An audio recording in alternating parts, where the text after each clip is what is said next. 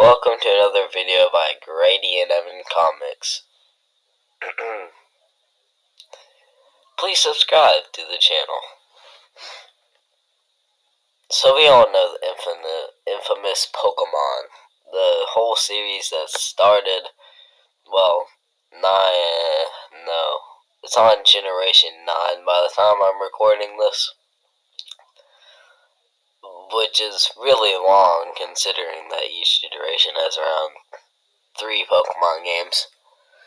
But, to put in perspective, this thing's been around since the Game Boy, practically.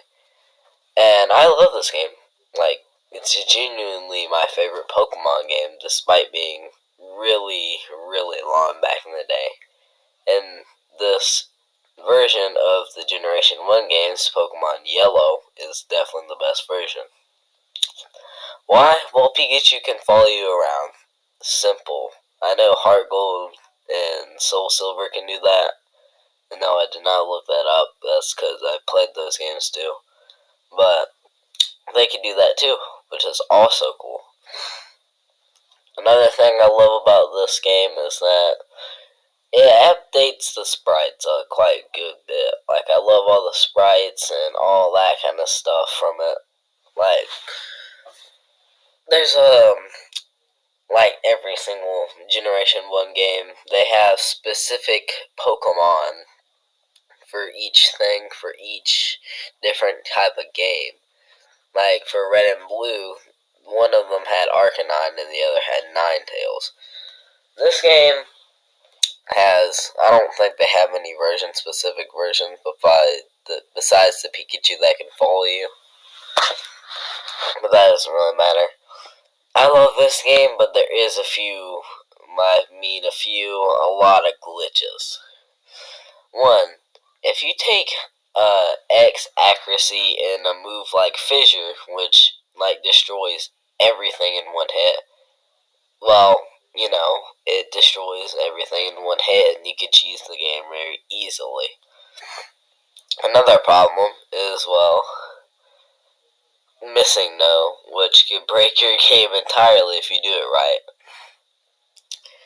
You also can get Mew in this game by just, doing a simple exploit I'm not going to explain, but you can look up a YouTube guide on that.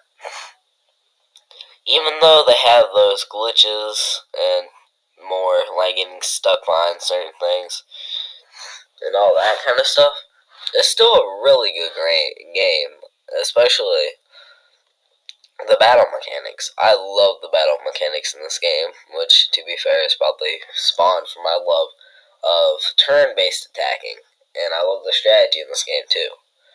Like, examples, the 7 gym leaders. I think there's 7, isn't there? Which is Brock, Misty, is Erica the third? No, Lieutenant Surge, Erica, Sabrina, dang it, Sabrina, Blaine, yeah, I think Blaine's the last gym leader. Then you have the Elite Four, and then you have the Champion. But they all have different types of, types of Pokemon. Like, Brock has rock types, Lieutenant Surge has electric, and the Elite Four has dragon, poison, was it poison, fighting, and all that kind of stuff. There's 151 Pokemon in the Pokedex, though, which makes a lot of opportunities for exploring and trying to catch every single Pokemon, like fishing. Now, fishing is a mechanic that is pretty good in this game. You just take a fishing rod and you go around water. You press the select button if you have it attached to your select button, and then it fishes the thing for you. You have to catch that Pokemon. The catching mechanics on this game are amazing. By the fact that you can throw a Pokeball at the Pokemon and it will probably not catch if it's not injured or not paralyzed.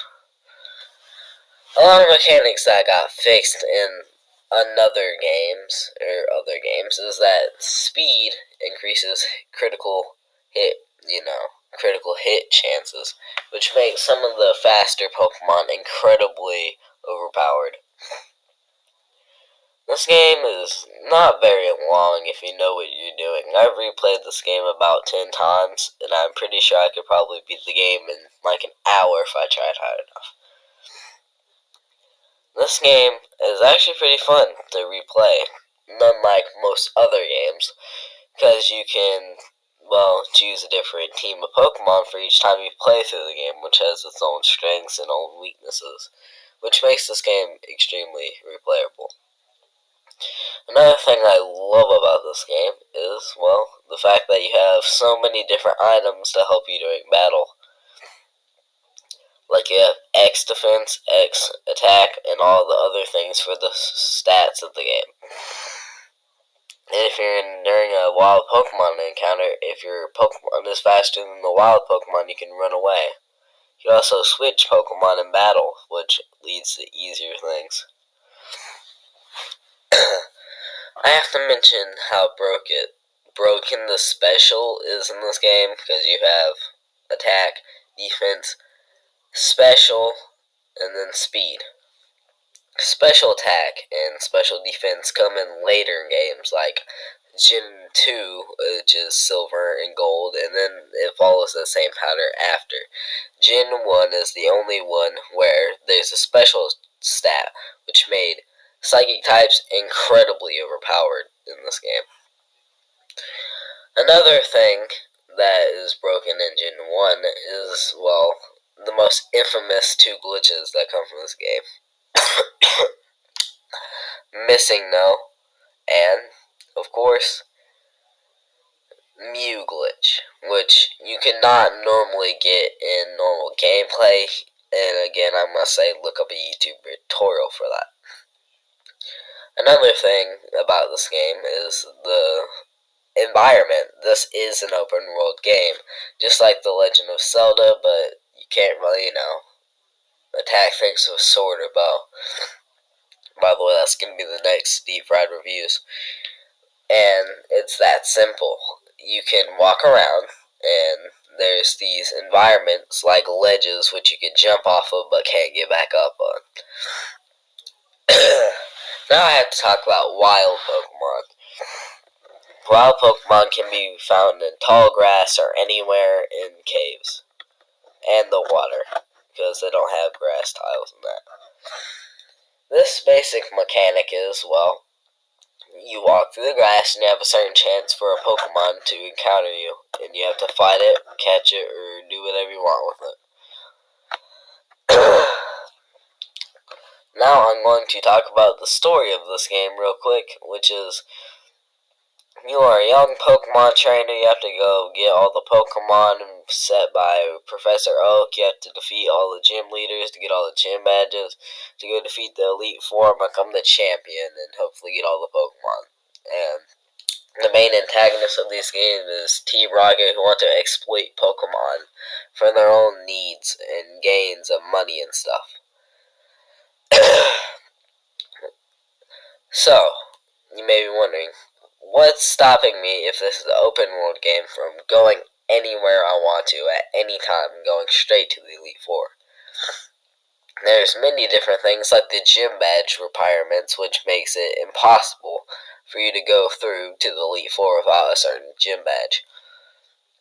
And the moves like Surf, Rock Strength, which pushes around rocks, Rock Smash, Fly, and other stuff like that, which you need Surf and Rock and Strength and Rock Smash, probably, I forgot, to,